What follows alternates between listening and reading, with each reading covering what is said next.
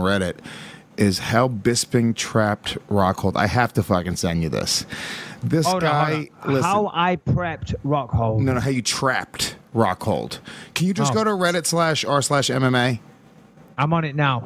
Go to, and you'll see it's one of the top stories. This is pretty interesting. So this guy, this guy wrote, this is MMA_boxing_wrestling wrote, this came up in my thread on jabbing mechanics, and I thought the post, blah, blah, blah, on why Rockhold fucked his jab up so bad was worth its own thread.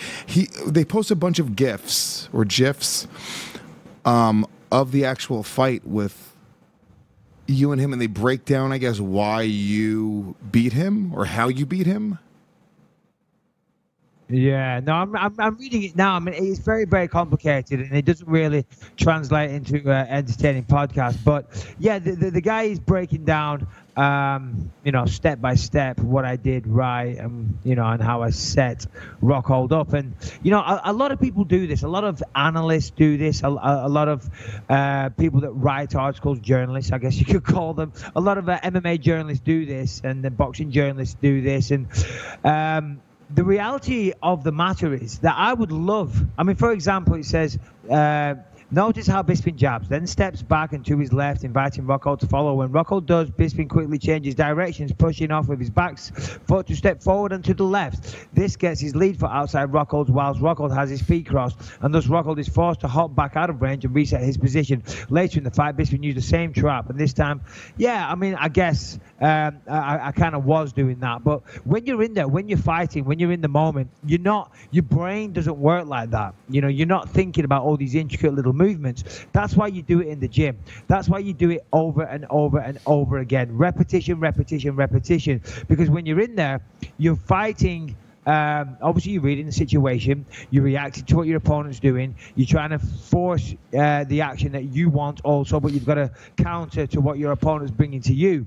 But you're doing what you've done endless hours over and over again in the gym. And of course, you formulate a game plan, you put that into operation in the gym, and then you try and do it in the fight. So what he's saying there, and he's breaking it down, and he's right, that's what I was doing. And if you care to go to the sub MMA Reddit and take a look, be my guest. But that's just, you know, how you fight a southpaw, and then you look at your opponent. Like when I fought Rockhold, Jason Perillo said, dude, he's dropping his right hand so bad, and his chin was way up in the air.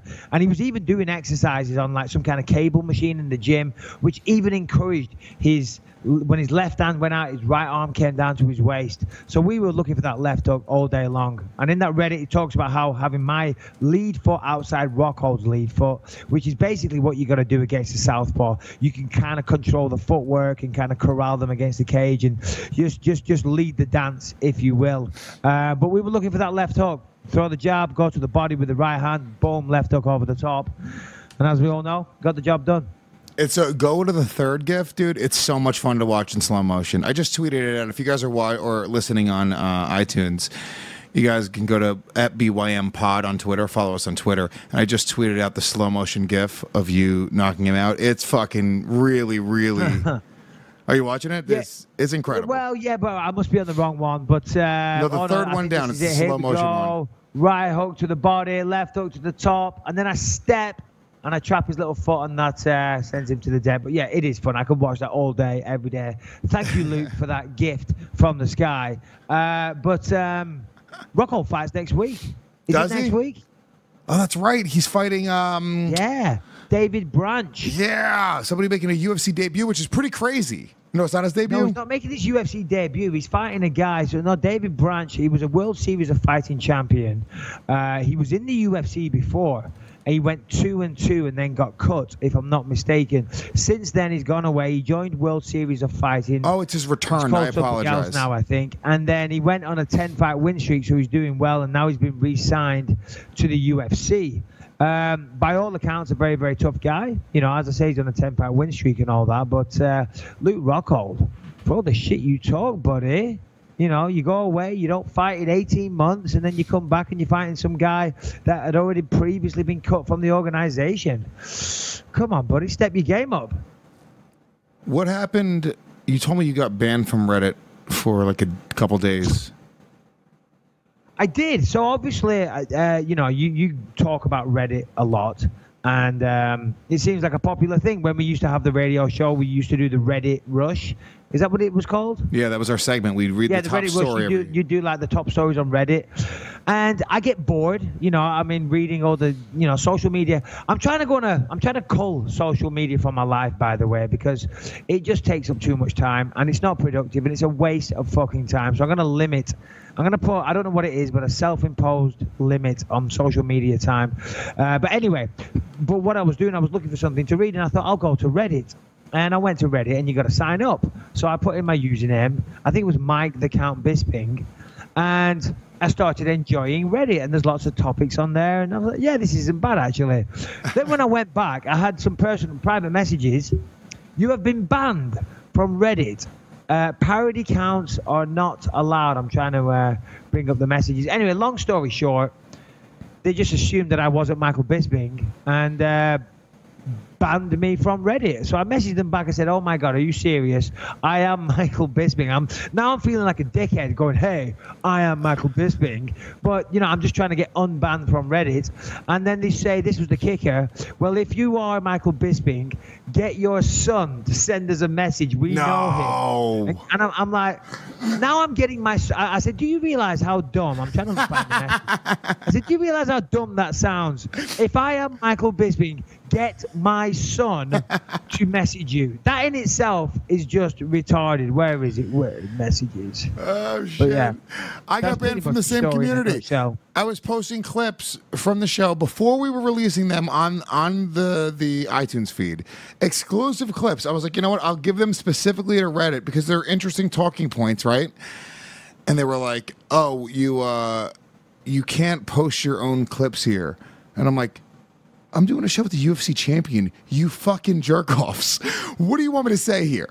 I have to go and wait for some other dude to just post it? Why wouldn't you want it before? I'm literally giving them the exclusive before it goes out to anybody else. And they were like, no, we don't want it here. I was like, all right, dude, I don't know what you want me to say. Fine. Yeah, I've got the messages here. It says, you have been banned from participating in Reddit. I said, if you have a question regarding your ban, blah, blah, blah, blah, blah. I said, you idiots. My name is Michael Bisping. Fucking idiots. And then I made like a real gay threat. I'll be talking about this in my next podcast episode. Ooh. Like they're going to shit their pants, you know what I mean? You are queer. And then I messaged again and I said, are you going to respond? You should have perhaps asked for verification before you go banning people. And then they sarcastically say, well, go right ahead, Mikey. Please provide proof and we'll unban you. And then I put, well, what do you want? He goes, I sent you a message. It said to have your son contact us to let us know. He knows us. I said, haha, you're calling him my son, yet I'm the one who has to go to him and ask him to get me unbanned. Hilarious. If I was your son, I would have fucking said no. I would have been like, sorry, Dad. Yeah. And then the guy responded, it will make for a good story at the family dinner. Hope you understand. The amount of bamboozle is very high right now. And then he put, Callum just messaged us. Our apologies, but hope you understand why. Would you like us to flare you up? Or would you like to stay under the radar? I put, flare me up? Question mark. I'm like, ooh, we're getting on there for, very cozy here. He's going to flare me up, whatever that means. And then he put, enjoy your stay, buddy. Buddeh, which I didn't realize has become such a thing, but everybody on Instagram just says buddy to me. And I put, buddy, what do you mean flare me up? And anyway, we carry on flirting from there. And that is the story, Lewis. It ends with you guys sending each other cock pictures. Yeah, no, it does. Exactly, 100%. And that was, his name was Buzz Knights. That's interesting. Buzz Knights. There you go. There you go. Well, good for you. I'm glad you guys. Wasting my time, Reddit. I'm a very busy man. You were. Well, I've been trying to convince you to do an AMA on Reddit. You should do one before your next fight to promote your championship fight against George St. Pierre. Yeah, but I don't need to go onto Reddit to promote a next fight against George St. Pierre. I'm flying to New York on Sunday to promote my fight against George St. Pierre, and we're going to do a whistle-stop media tour.